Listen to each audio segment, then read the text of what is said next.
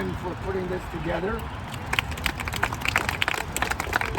And what many of you do not know is that Izzy Friedman is one of my volunteers. And Izzy comes here religiously once a week and pulls weeds. Now, not just pulls weeds, but you see the rock up there? Yeah. And you'll see on the other side, we want the rock to be clean. Izzy hasn't gotten to this side yet. But the point is, that's where he hangs out on for 2 hours. And you ought to try it. And that's my man, Izzy. There's somebody else I want to introduce you to. Deborah Kaplan, who is here with us. Debbie, raise your hand. Debbie is one of the executives at Goddard Riverside. And Goddard Riverside has a contract with the Parks Department whereby workers from their greenskeepers comes to me here in the park Tuesday, Wednesdays, and Thursdays from 9 to 11. And I can assure you none of this would have happened without them. They are a wonderful group of people, and I've had them for 20 years. Are we all here? All right, to get started, let's see how good your memories are. I want you to look around.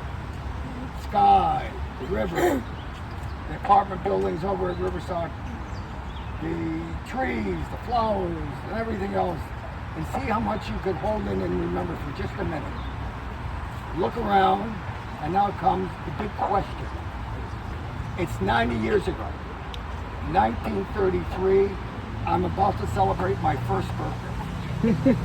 And here we are, standing in this very same spot. I'm going to quiz you. What do you think you would see then that you're seeing now? Rock. Wrong. Well, the sky. You know you would see the sky. The river. The river, right? Still be Good. there. Good. No, obviously the rock was here, right? Why wouldn't you see it? Anybody want to take a guess? Covered in like bushes. No, wrong. Z. Anybody else? The reason you would see nothing, I mean zippo, other than the river and the sky, is because you would be standing 30 feet down. None of this was here 90 years ago. All that was here was a steep slope from Riverside Drive, 70 feet deep, to the railroad bed that we are standing directly on top of. These train tracks run to Albany and to Penn Station. Not only that, but there was a steel fence on both sides of the track, so that if you lived in Manhattan, you had no access to the Hudson River, because the fence, even though the tracks had a couple overpasses down by 34th Street, you saw nothing. You were isolated. And what do you think it looked like in 1933? Garbage, dumps, shanty towns, everything on the other side of where we're standing right now. And by the way, the Hudson River was 50 feet closer. 50 feet closer. Everything on the other side of the highway was not here. That's all landfill. And the trains, as they came by, were now electrified. So if you lived on Riverside Drive, you think things are bad today? Let me tell you something. In 1933, not only did you have the smoke from the chimney of the engine, but most of the cargo were pigs and hogs going to slaughter. And if you wanted to know what that wonderful, especially for the Orthodox Jews who are here, can you imagine sitting in your apartment and smelling that all day? So in any event, that's what it was like. And you would think that the city would have done something about it. And the West Siders were just as vociferous then as they are today. You would have think they would have done something about it. And in fact, they tried. Because in 1870, as many of you know, Park Avenue railroad tracks were covered, and real estate values on Park Avenue shot to the sky. And obviously, if you lived along Riverside Drive and you saw what happened on Park Avenue, and you're seeing that smell and the stench and the nonsense of what's going on across the street from you, you'd want the railroad tracks covered. And in fact, from 1870 to 1924, 4 plans were proposed for the covering of the railroad tracks. Nothing got done, as is usual in the city of New York. And finally, in 1924, they finally got together enough political gumption and money to start one of the plans to cover the tracks. Next question, and whoever gets this one right is a genius. 132 acres of land to this park. Fill in 1 million cubic yards of fill on the other side of the Henry Hudson Parkway. Build the Henry Hudson Parkway. Build the Henry Hudson Parkway Bridge. Get all the way up to Sawmill River. And how long do you think it took him to do that project? And how much do you think it cost? Guess. 20 million. What? 5 years. Okay. By 1937, it was all done. Can you imagine 3 years? 3 years at a cost of $11 million. Well, you should really got to multiply that by 20 to take $1934 into today's dollars. But even at $135 million today, would cost about $2 to $5 billion just to build at the 132 acres of park. Okay, terrific, miracle. We now have a park. But the war comes, and nothing gets done during the war. And after the war, we needed another miracle: maintaining the park. There's one thing to build a structure. There's another thing to maintain it. And no matter how much a genius Bob Moses was in 1934, when you dealt with a decaying city and a decaying budget, maintaining not only this park, but any of the parks in the city of New York was a losing item. It wasn't done. And so we entered into a decay of 50 years from the end of the war to 1995, where this park went in the tubes. The budget of the Parks Department was always the last to be funded. We had to take care of this entire park, 40 people. That means to pick up the garbage, to clean the walks, to do the snow, do everything else. Over that 40 years, 50 years, this Riverside Park had a total labor force of 40 people. And of course it did here. By the way, do you have the pictures that I was passing around? Do it. Somebody had to do it. And along comes the Central Park Conservancy and the Riverside Park Conservancy. They got started in the 80s. And Riverside Park Conservancy was first called Riverside Park Fund. And it got started in 1986 by about 14 co-ops along Riverside Drive. Now the problem was they had no, well, there goes my, hello, are you there? Yeah. The problem was it had no money. It had no money. Had a budget of a couple $100,000. Today it has a budget of $7 million. Central Park Conservancy had no money. They had a couple $100,000 in 1980. Today they have a budget over $100 million. That's when people get involved. But no matter how much money you have, and no matter what your intentions are, if you don't know how to get the job done, you don't get the job done. And now, the rest of this little lecture is going to be about how we got the job done. Landscaping is something that you learn by doing.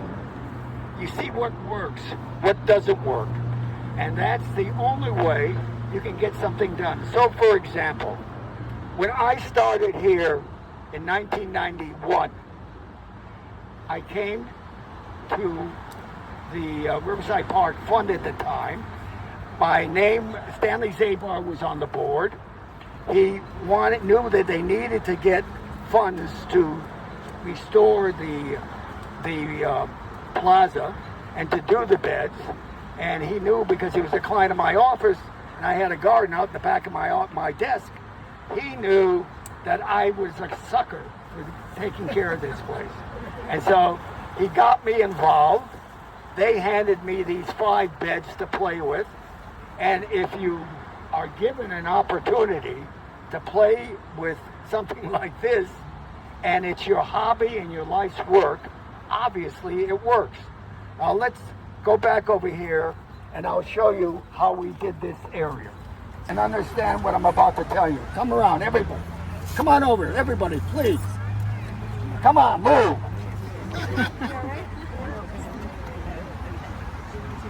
Okay.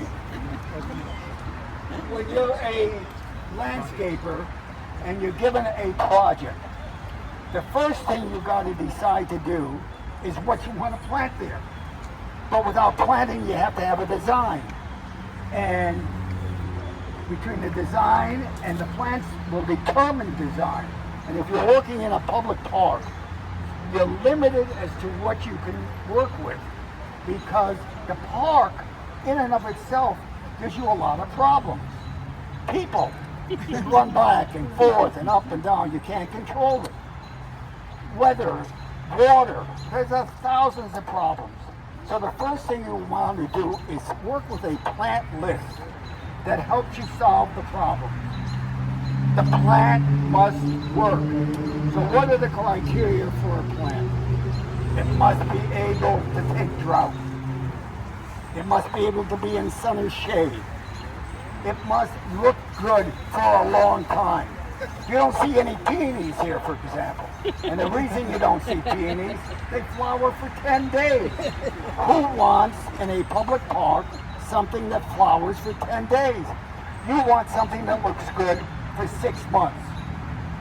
So immediately, if it's going to work, take care of drought, take sun, take shade, and look good for 6 months, there's not a lot of plants to fall under that category. But that's good, because it allows you to work with a few plants that work and intermingle with them. So in this little area here, I have 2 plants that work sensationally. The top shrub is called crepe myrtle. Now, crepe myrtle is a plant from the south. Crepe myrtle comes in all colors and varieties. It can be grown from 3 feet tall to 60 feet tall. 50 years ago, we didn't play with crepe myrtle here. It was too cold. Washington, D.C. was the borderline of where you work with crepe myrtle. But we're in Washington, D.C. today. Crepe myrtle works today in New York City.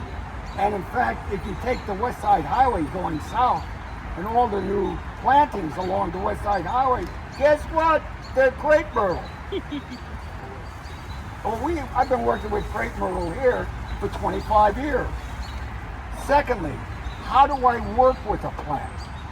I don't have the ability to go to a nursery and buy a 3, 4, 5-year-old plant that weighs about 25 pounds and is already ready for you to set out and enjoy. First, the plant will cost a couple $100.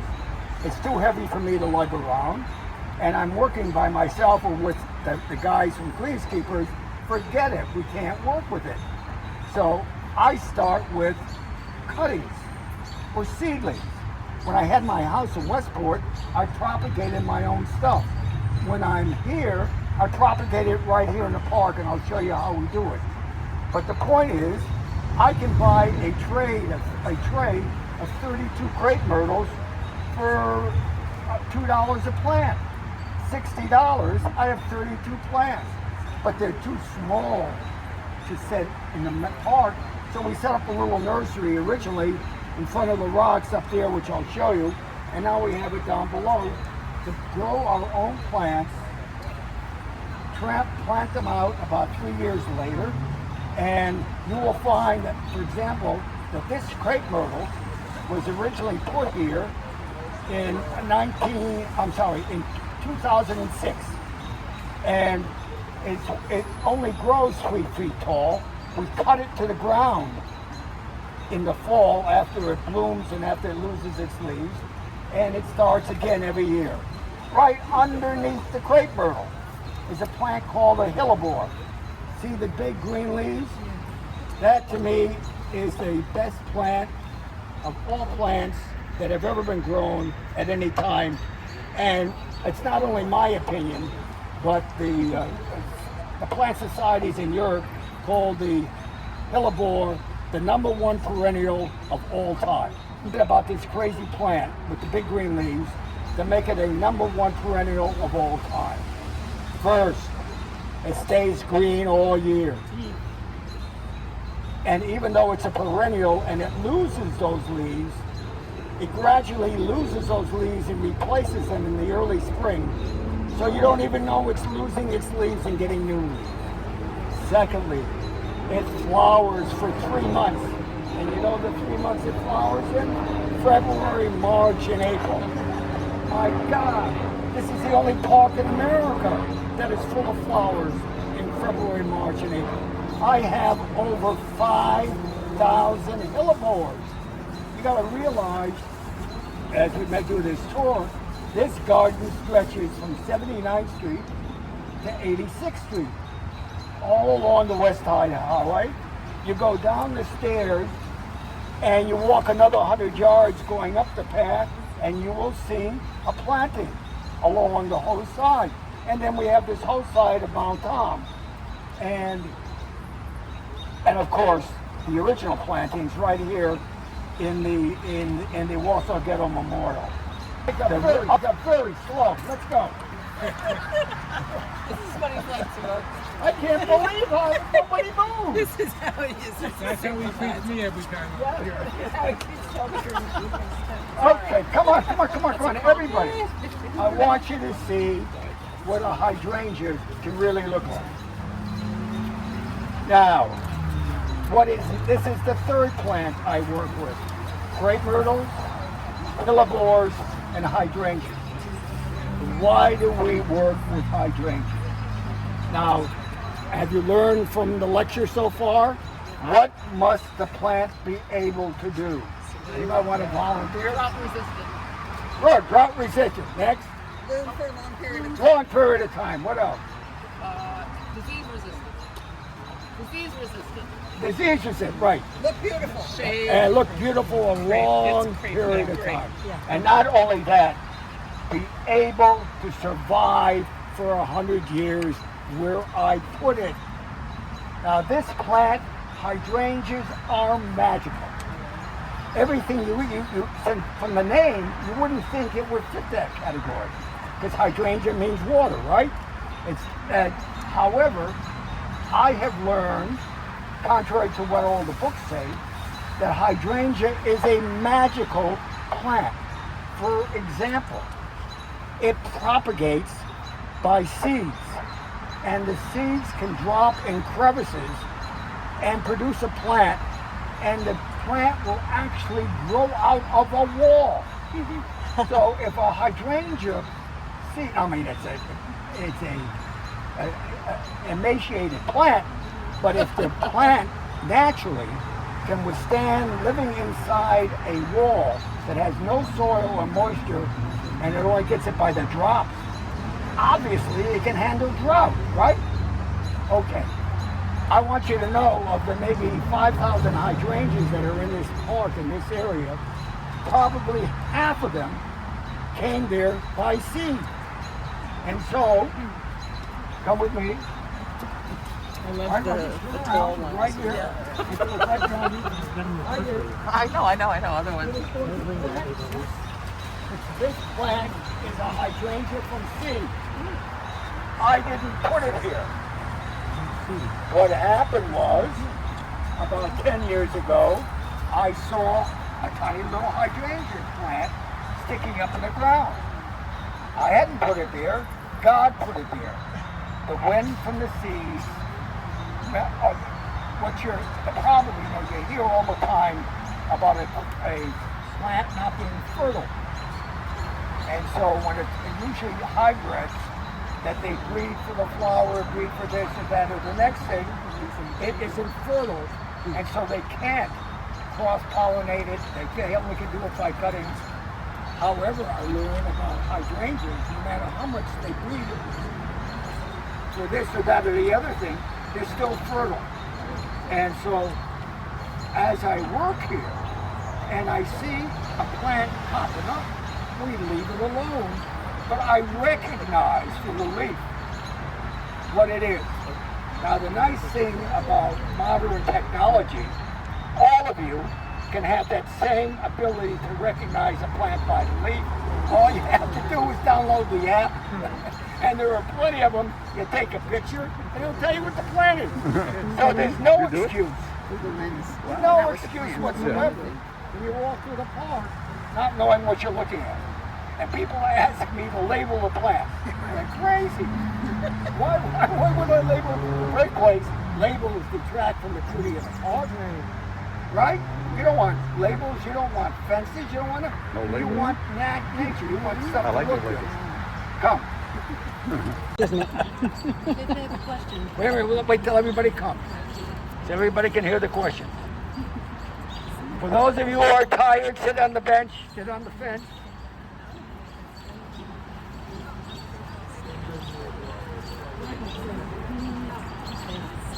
This is my soccer man. Everybody move in. Come on, let's go. I mean, you guys are really slow. Everybody's slow compared to you. Oh, my God. Good thing we're not working. Okay, I'll take your questions. Yes. You have addressed the visual, which we agree is stunning, but you haven't addressed the olfactory. And there's the linden trees. There's a lot here that creates the aroma that is also part of our experience. Right. Do you plant with that in mind? No, I do not plant with, that's a plus. If it happens that the particular plant gives off, for example, I do also work with viburnum, and there was one variety of viburnum that you see as you come in on 83rd Street that has a spectacular scent, and I'm working with those over here on the slope, and yes, but it is not the only factor I take in consideration. The only factor is, will the plant work in the setting that I want to plant it? And in order to work, remember I told you it's got to meet 3 criteria. It's got to take sun or shade. It's got to be able to be drought. It's got to look good for 6 months a year. And 4. And it's got to be disease resistant. Those are the 4 factors, the only factors I take in consideration. Because without those 4 things, I don't care how good it smells, it's not worth planting if it smells for 2 weeks and looks like crap the rest of the year. Next question. Yes, sir, Robbie. Over there, the first flowers that come up are these things that kind of hang like this. It can freeze and then they come back up. What are those and what's the history? You know what I'm talking about? No. I think the hellebores. You talking about in the early spring? Yes. Yeah, those are the hellebores. The first ones that come Yeah, that's and the they're hellebore. freeze resistant. Yes, the hellebores. Yes. Next. So you said these are crepe myrtles, and those big trees are crepe myrtles. Yes. Would these get as big as those if you wouldn't chop them down? Or are these No. It's a different variety. different variety? The nice thing about crepe myrtle is the reason you can cut it to the ground is it blooms on new wood. Does anybody know what that means? Yeah. Blooming on new wood simply means that the flowers are set in the stem the same year that the stem is created. So, for example, annuals, right? You put a plant in the ground, it blooms all summer long because it's continuing to bloom on the plant that it produced, the stems and the base, the roots, all that is producing flowers right in your eyes. Most plants produce buds the year before it blooms. Apple trees, anything else. Most plants, perennials, even though it dies to the ground, in the base of the plant, the core of the flower is already there. That's going to come up the next year. But shrubs, all of them, you see the big fat bud on the tree that comes out the next year. One of the problems with hydrangeas is that nature has caused it to have one serious defect. The more beautiful the plant, the more serious the defect. And the defect with hydrangeas is this.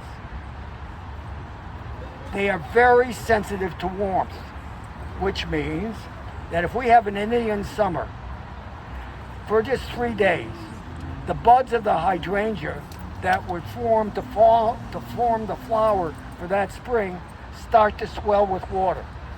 Then boom, drops to 20 degrees at night, the bud freezes, no more flowers. Many of these hydrangeas that you see here bloom on new wood, and so we don't have that problem with them at all. And many of them, which are called mountain hydrangeas, which are the ones that are across there, because they come from a colder climate, their buds don't have that deficit of warming up so fast, but the real stuff that you see in the greenhouses. Now, I still work with them, and if you look carefully, you would see there are gaps in the hydrangeas where you see plants and no flowers. That's because the buds died. Oh, there's one thing I didn't tell you that gives you an idea of how we work here. Well, you just looked over the wall before, and you saw those beautiful plantings. Those plantings are there only since 2016. That whole area was planted by me in 2005 and looked exactly like what you see down there. In 2013, the wall collapsed, and that whole area was full of stone. Now, that was a disaster, right? Wrong. It was great. Why was it great? Because in came the machinery to fix the wall, and the whole area north of where my garden was full of machinery, killed all the foliage, and I started a new garden when they left, going north. I'm not going to take you down the stairs because half of you will die. For those of you who wouldn't die, I strongly recommend that after this is over, you go down the stairs and walk that way, and you're in for an enormous treat. Thank you for all coming. How many days a week are you here? Oh, Monday through Friday, 9 to 11. Happy to see any of I you. just want to make one comment. You volunteer for David, you work for an hour or two, you're tired, you sit down on a bench, you discover that this area is one of the most beautiful areas you've ever seen. All of a sudden you see things because you have the time. That's very nice of you. And it is truly amazing. Thank you all for coming.